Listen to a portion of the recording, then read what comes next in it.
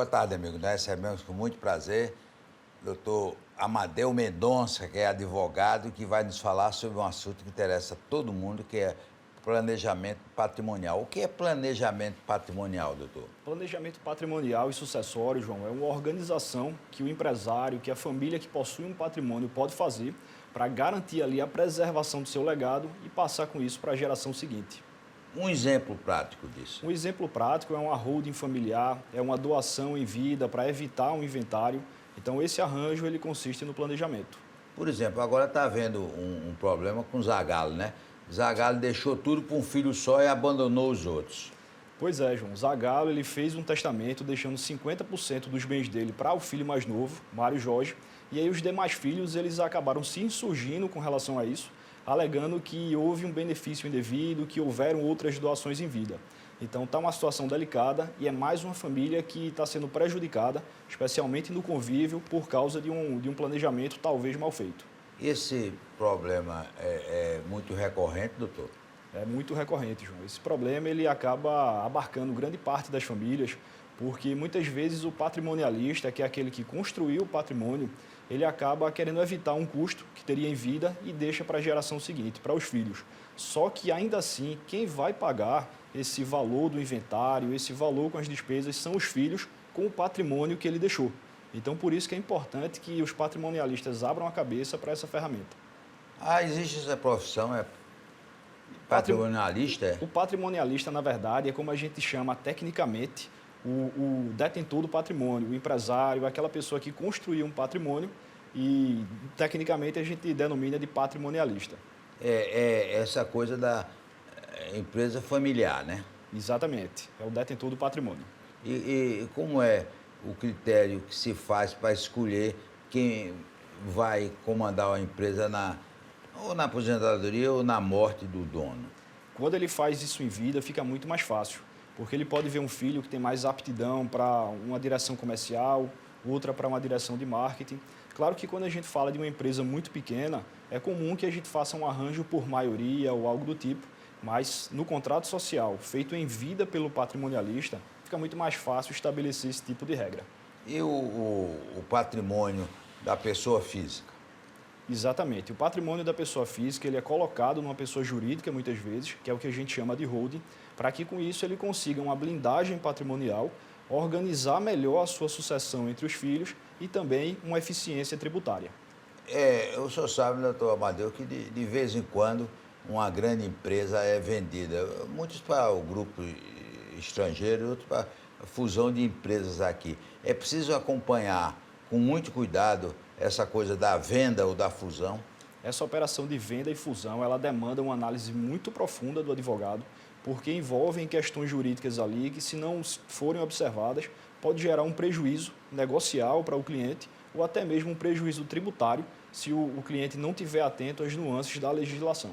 E se a pessoa tem muitas dívidas somente com impostos, e isso vai influenciar, por exemplo, uma família que tem um patrimônio de imóveis, né?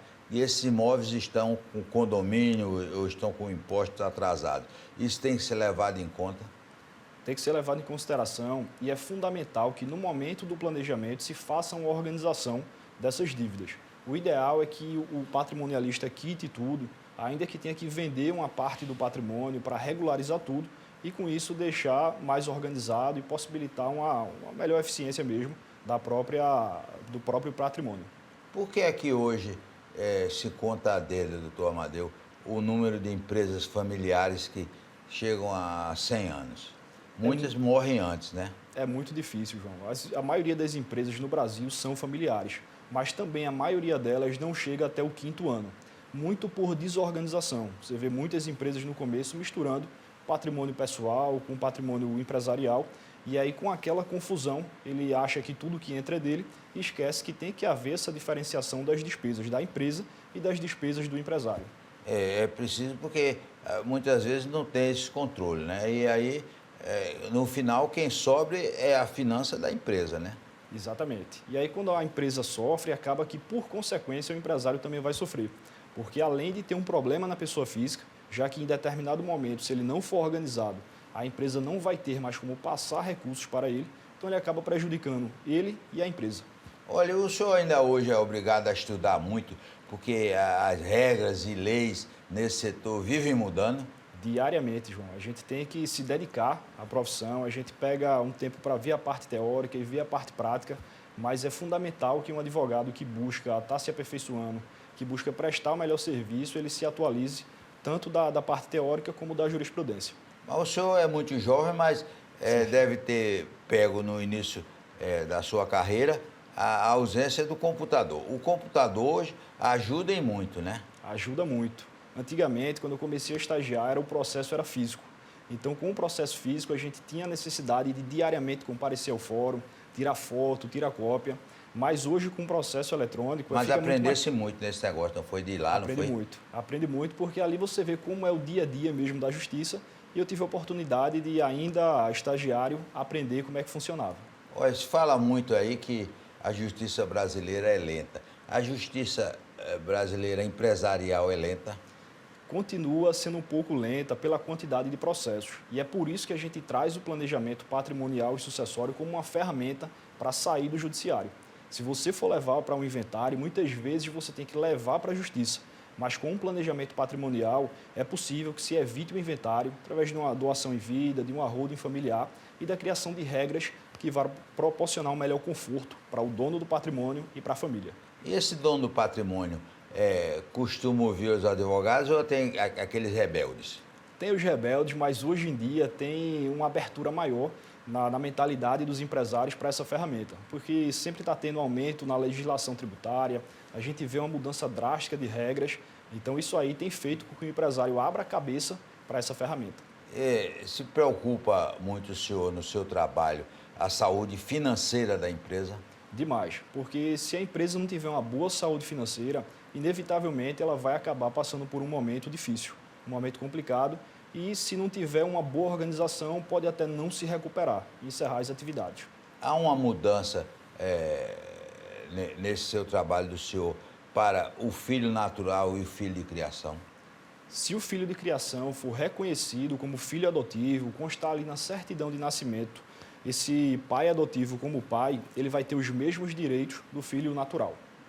Mas o trabalho, basicamente, do senhor é porque a empresa se mantenha, né? Sim. Quer dizer, a decisão sobre se é melhor manter a empresa ou vender ou se fundir com outra é uma coisa que depende de estudos, né? Exatamente. É bom que seja feito um estudo, seja feita uma análise do valor da empresa e identificar se aquele é o momento de vender ou se vale a pena melhorar a governança para que com isso haja a venda da empresa num valor superior. Olha, e tem muitas grandes empresas que profissionalizam a sua administração, né? Entregam a profissionais e algumas até retiram a família completamente, quer dizer, da administração, mas ele fica ainda como os donos, né? Eles ficam como donos, eles são os sócios da empresa, mas eles perdem aquele poder diretivo. Então ele vai ceder para alguém mais profissional, alguém mais capacitado para que faça ali a gestão.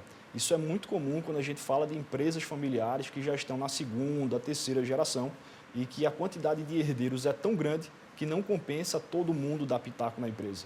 É melhor terceirizar e receber os lucros dessa gestão mais profissional. E até de vez em quando aparece aí uns filhos que ninguém sabe o que é. Agora mesmo está essa briga na herança de Pelé, por isso, né? Exatamente. Está aparecendo uns quantos filhos de Pelé, né?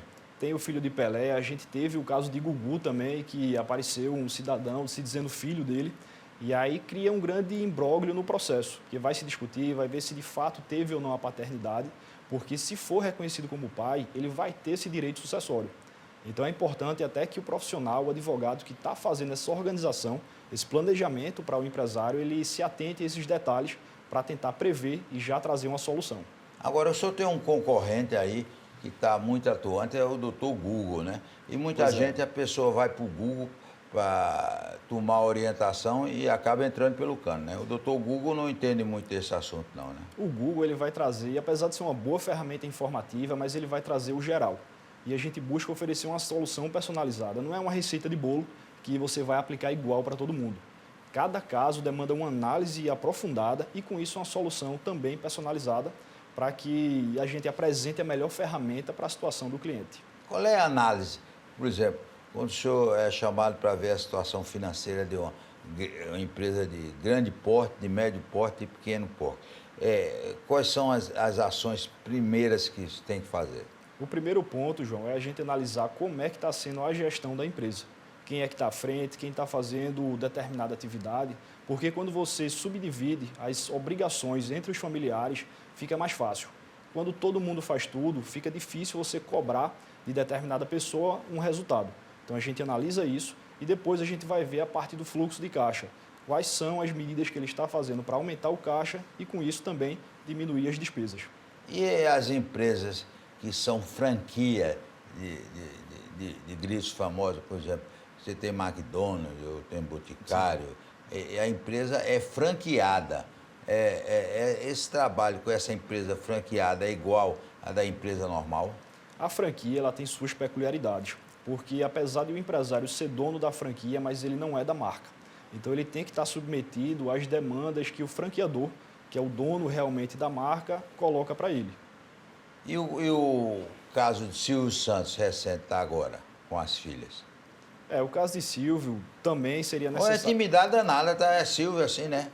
Tá com a intimidade com o Silvio, ó. Pois é. Silvio. O caso de Silvio Santos, ele também demanda um bom planejamento, porque como ele já tem uma família grande, ele já está numa idade mais avançada, em que os netos também participam da empresa, participam dos negócios, então é fundamental que se faça uma organização. Apesar dele ser dono de uma gigante da comunicação, mas ainda assim precisa dessa análise para que quando ele vier a faltar, não fique uma bagunça muito grande na família e não acabe a família sendo destruída, como a gente vê muito aí, a destruição familiar por causa de inventários mal feitos. E depois o seguinte, o trabalho do senhor, por exemplo, fica um pouco diferente quando o assunto está na mídia, né? Sim. Porque esses casos estão tudo na mídia, né? Todos Pois os é. passos que são dados pelo advogado estão na mídia, né?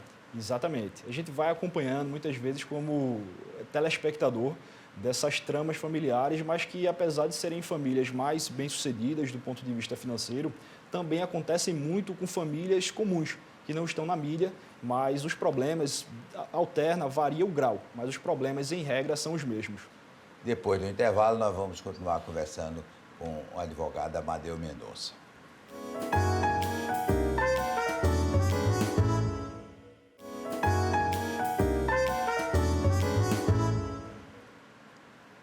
Ô, doutor Amadeu, esse trabalho que o senhor faz, cabe recursos? Tem problemas aí que vão acabar no Supremo?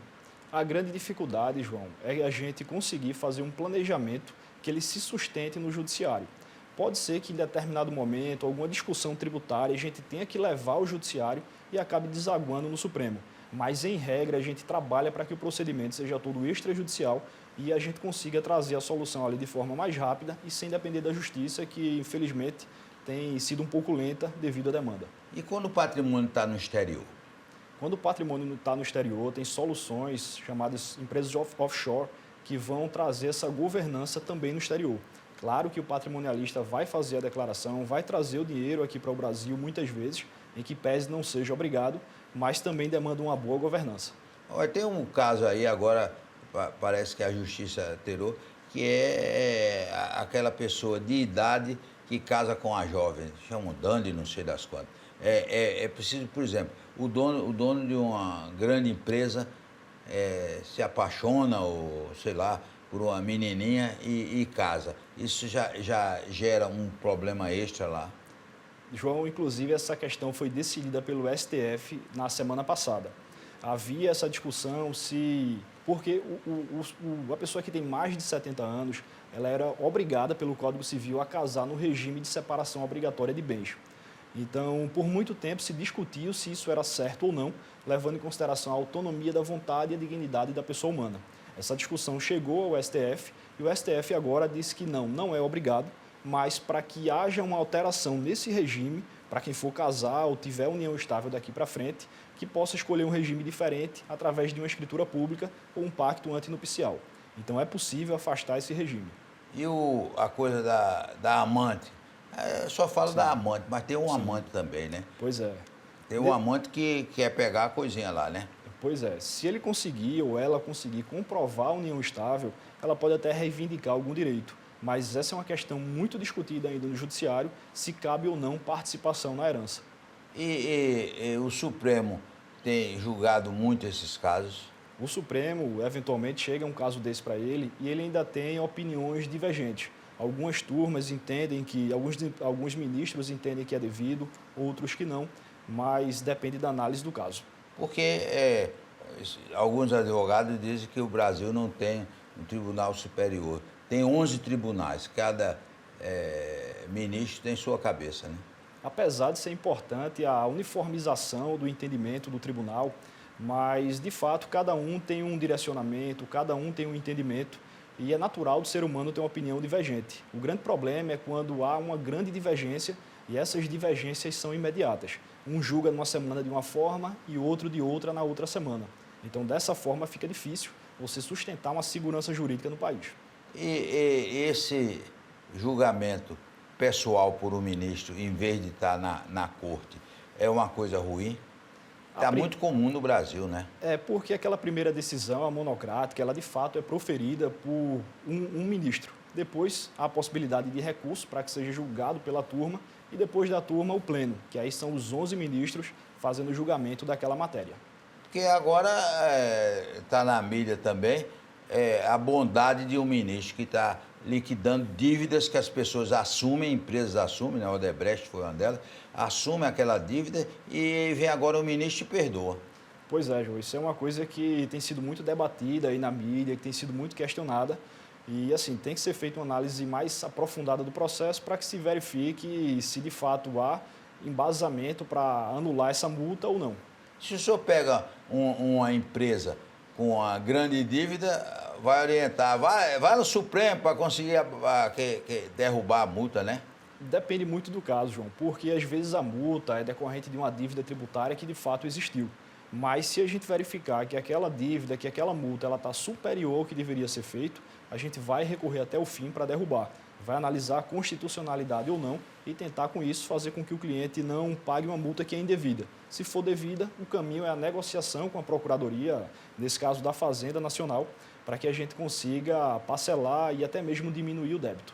E o senhor coleciona muito sucesso, né, nessa coisa. Uma empresa que siga os conselhos do advogado especialista, como é o senhor, com certeza vai ter uma sobrevida tranquila, né? A tendência é que ela vá, além de ter uma gestão mais profissional, consiga estar mais adequada ao judiciário e, com isso, cometer menos erros. Quando você comete menos erros, é muito propício que você também aumente sua lucratividade. Então, a empresa que tem um advogado de negócios ali no dia a dia, ela tende a acertar mais. As grandes empresas têm conselhos. A ação desses conselhos é levada no seu trabalho? Também. Grandes empresas, especialmente sociedades anônimas, elas têm a figura do conselho, que é uma entidade da empresa mesmo que busca aconselhar quem está ali na diretoria, na presidência. Então, muitas vezes, um advogado faz parte desse conselho, que é justamente para trazer uma gestão mais profissional para a empresa. E com relação a empresas que atuam em vários estados, né? Tem uma sede em São Paulo, mas tem uma filial aqui no Recife. O julgamento desses casos da filial do Recife é desassociada da nacional? Sim, porque apesar de serem filiais da mesma empresa, mas elas são entidades distintas. Então, se houver um problema na empresa aqui de Recife, vai ser julgada pelo Tribunal de Pernambuco e essa empresa determinada vai ser condenada, porque apesar de ser filial, mas tem um CNPJ distinto.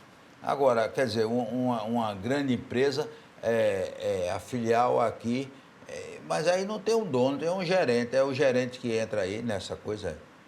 Apesar de ter a possibilidade de a pessoa que teve o direito lesado entrar em qualquer dos domicílios da empresa, mas geralmente se entra no domicílio em que você reside. Então, você vai trazer isso, o dono é que é responsabilizado no final das contas, porque ele traz a figura da empresa.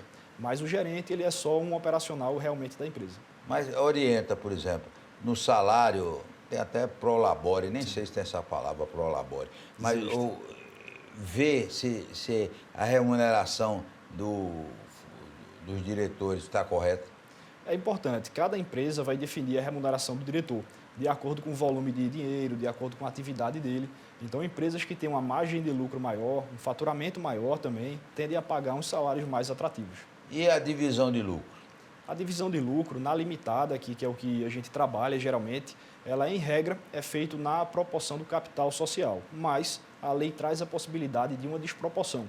Então, uma pessoa que tem 20%, 30% da empresa, ela pode receber 50%, 60% do lucro, desde que fique acordado com os demais sócios. Olha, tem uma história que de vez em quando eu vejo, a pessoa tem 51% das ações de uma empresa, e o outro só tem 49%, esse 49% não manda em nada, não é? Manda também, porque além de ter o direito de minoria, que é garantido pelo jurídico, pelo judiciário, ainda tem a questão do contrato social que pode prever determinadas regras. Em determinado aspecto, esse sócio que tem 49%, ele pode até mandar mais do que o que tem 51%. Vai depender do arranjo empresarial que eles fizeram. Porque, por exemplo, uma empresa que contrata o senhor tem lá uma carteira de ações na Bolsa de Valores enorme.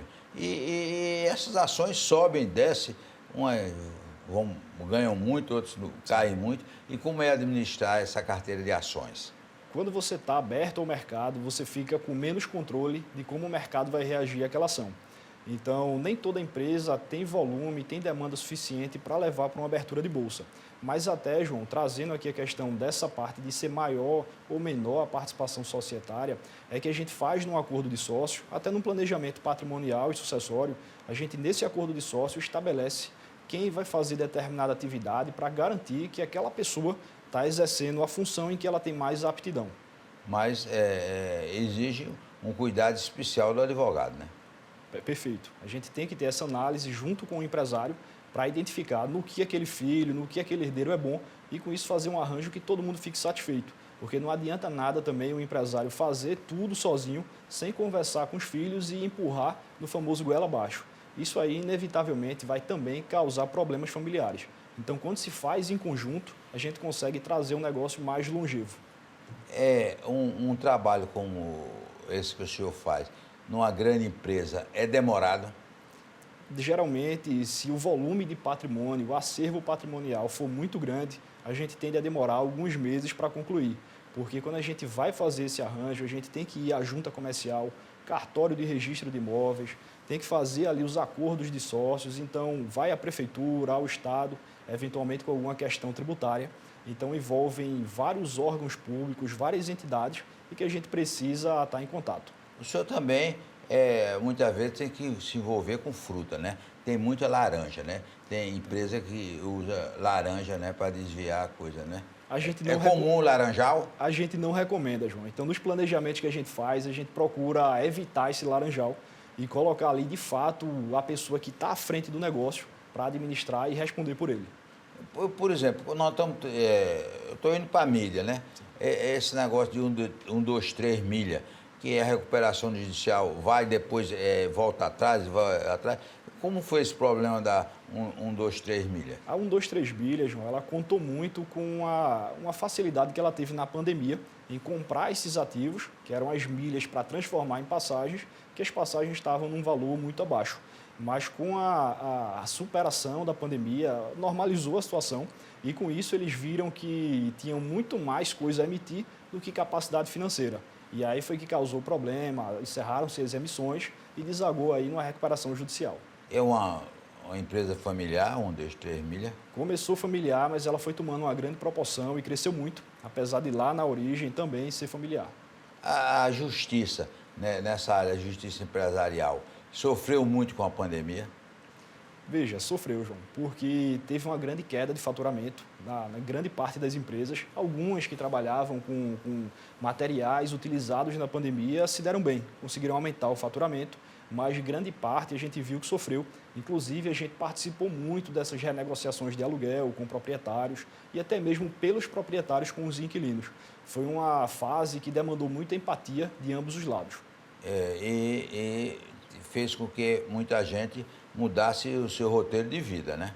Inclusive as empresas, né? Exatamente. Impactou a vida de muita gente e forçou com que as empresas que trabalhavam totalmente fora do digital acabassem tendo que entrar no digital, oferecendo algumas soluções, como uma comunicação mais rápida, como possibilidade de o cliente entrar em contato direto pelo digital e não mais apenas pelas vias normais, pelas vias físicas. Na primeira fase do seu trabalho, doutor Amadeu, usa a justiça pernambucana antes do TFF do Supremo? Atualmente, João, nós temos clientes em todo o Brasil. E se eventualmente a gente precisa judicializar algo, é no estado em que aquela empresa, em que aquele cliente está residindo. Porque a maioria das discussões que a gente faz com relação ao planejamento sucessório é tributária. Então a gente vai questionar um ITBI que não deveria ser pago, vai questionar um ITCMD que não deveria ser pago. Então a competência de julgar essas ações é do Tribunal do Estado. Aí viaja muito, mas não compra as passagens não, de 3 milhas não, né? Hoje está mais complicado, João. Tem que ter uma confiança grande para comprar lá.